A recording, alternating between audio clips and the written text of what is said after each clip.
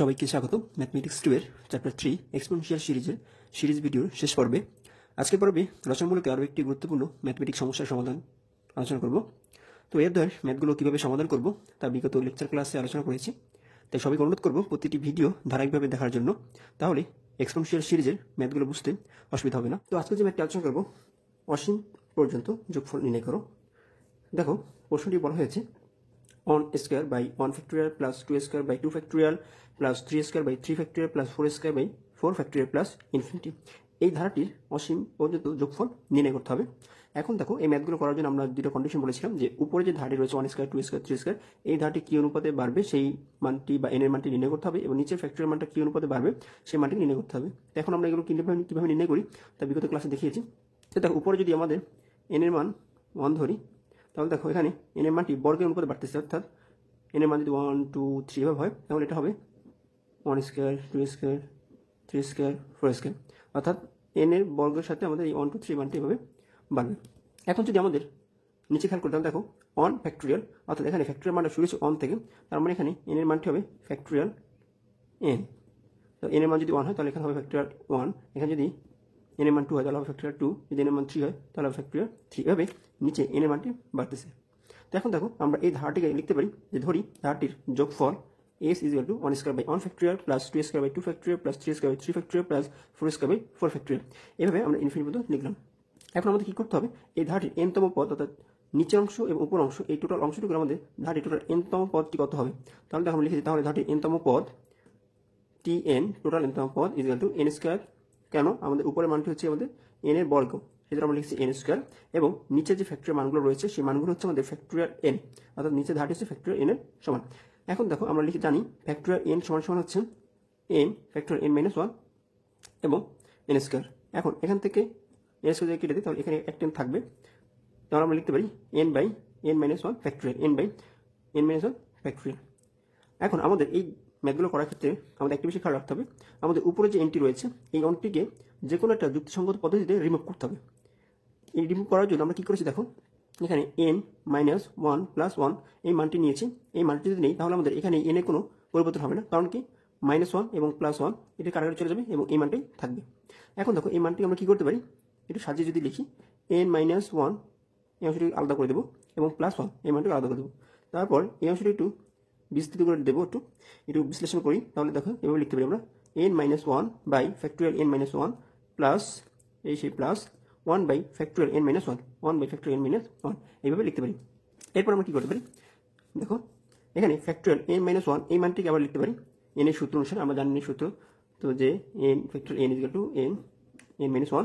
এখন আমাদের এই n এর পরিবর্তে আমরা এই n - 1 কল্পনা করবো, তাহলে যেখানে n থাকবে সেখানে লিখবো n - 1 এবং n - 1, আর এখানে একটা n - 1 রয়েছে -1, তাহলে এখানে পাবো কত -1 যদি আমরা হিসাব করি তাহলে পাবো এখানে ফ্যাক্টরিয়ালের ভিতরে n - 2 আর নিচে বাইরে পাবো n - 1। তাহলে দেখো সেটাই করেছি আমরা যে n - 1 ফ্যাক্টরিয়াল n - 2, তাহলে এই n - 1 আর এই n - 2 কি হয়ে যাবে, কারাগারে চলে যাবে, তাহলে এখানে থাকবে লিখো 1 by factorial n - 2 1 by factorial n - 2 plus, আর এখানে থাকবে যেই মার যেটা ছিল ওইটাই 1 by factorial n - 1, 1 by factorial n - 1 এবং এখানে রয়েছে 1 বাই ফ্যাক্টরিয়াল n - 2। এখন আমরা কি করব, এখন পর্যায়ক্রমে এই যে ধারাটির যে পদ রয়েছে n এর যে মান, সেই মানে n এর মান বসাবো 1 2 3, এই মানগুলোকে আমরা কি করব, এই যেখানে যেখানে n রয়েছে সেখানে বসাবো। যদি বসে তাহলে এই যে ফ্যাক্টরিয়াল যে মানটা রয়েছে তার জন্য একটা পদ পাবো, এবং এখানে যে ফ্যাক্টরিয়াল যে মানটা রয়েছে তার জন্য একটা পদ পাবো। সেই পদগুলো কত দেখো tn, যদি আমি n এর পরিবর্তে 1 বসাই তাহলে পাবো 1 বাই ফ্যাক্টরিয়াল 1 - 2। এখন দেখো এখানে আমাদের রয়েছে 1n, এই জন্য আমরা এখানে বসাবো 1 এই মুহূর্তে, আর এখানে রয়েছে -2, তাহলে এটা বিয়োগ করা হবে -1, যদি 1 কে -1 ফ্যাক্টরিয়াল দিয়ে ভাগ করি তাহলে পাবো 0।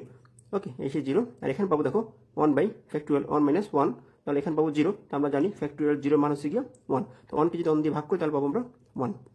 এরপর আমরা 2 কে বসাবো, অর্থাৎ n এর পরিবর্তে যদি 2 বসাই তাহলে পাবো এখানে 1 বাই 2 - 2, তার মানে এখানে পাবো লিখে 0 এবং 0 ফ্যাক্টরিয়াল 1, 1 কে যদি 1 দিয়ে ভাগ করি তাহলে পাবো আমরা 1, আর এখানে পাবো 1 বাই ফ্যাক্টরিয়াল 1। এরকম অনুরূপভাবে যদি আমরা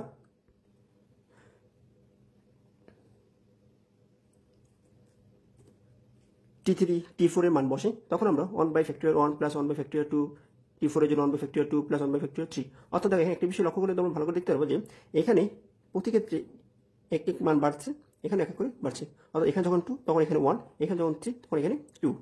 ওকে, তো এরকম আমরা প্রতি ক্ষেত্রেই 1/n-2 factorial plus 1/n- factorial on. এই ইকুয়েশনের জন্য দুটি ধারা পাবো, অর্থাৎ এটার জন্য একটা ধারা পাবো এবং এটার জন্য একটা ধারা পাবো।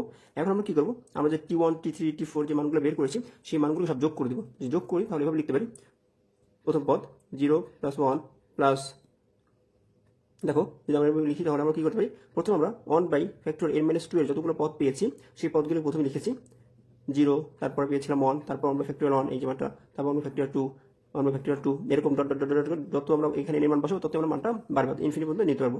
এরপর আমরা কি করেছি, 1/(n-1) এর যে মানগুলো রয়েছে সেই মানগুলো বসিয়েছি, 1 + 1/(1) + 1/(2) + 1/(3) প্লাস ইনফিনিটি ভাবে পারবে। এখন দেখো এই 0 আসলে তো ভ্যালুলেস, সেজন্য এটা হিসাব করা হয় না। যদি আমরা এই ধারের দিকে তাকাই তাহলে আমরা দেখতে পাবো এই ধারটি হচ্ছে একটা এক্সপোনেনশিয়াল সিরিজ, আর এর পরিবর্তে আমরা লিখেছি ই, এবং এখানে যে ধারে রয়েছে এটি বলে একটা এক্সপোনেনশিয়াল সিরিজ, ই এর সিরিজ, এই জন্য এখানে লিখেছি ই। এখন ই প্লাস ই হয়ে যাবে 2e। এই হচ্ছে এই ম্যাথটি করার সবচেয়ে সহজ কৌশল। তার সাথে সবাই ভালো করে বুঝতে পেরেছো। তো এই অধ্যায়ে যে বাকি যে কিছু ম্যাথ রয়েছে যেগুলো বাসা বসে তোমরা প্র্যাকটিস করে দিবা, তাহলে এই অধ্যায়ের বাকি ম্যাথগুলো করতে হবে না, তোমরাই করতে পারবা। তো দেখো অনুশীলনী সমাধান 8-এর 2, 3 এবং 5 এটি হক পাবলিকেশন বইয়ের জন্য, এবং যদি আশফিয়া পাবলিকেশন হয় তাহলে সেক্ষেত্রে এটি হচ্ছে 4-এর রচনামূলক 4-এর 2, 3 এবং 5, এবং উদাহরণ হচ্ছে গিয়ে 13 নম্বর হক পাবলিকেশনের জন্য, এবং আশফিয়া প্রকাশের জন্য উদাহরণ 8। অর্থাৎ এই ম্যাথগুলো করার ক্ষেত্রে যদি এরকম আসে n3, অর্থাৎ এরকম থাকতে পারে 1³ 2³, 3³, সেক্ষেত্রে আমাদের এতগুলো আমরা যেখানে লিখেছিলাম n² সেখানে লিখতে হবে n³, আর বাকি যা আছে সব কিছু একই থাকবে। তো আশা করি সবাই এইভাবে তোমরা ম্যাথগুলো সমস্যার সমাধান করতে পারবে। তো আল্লাহ হাফেজ, ভালো থাকো সবাই।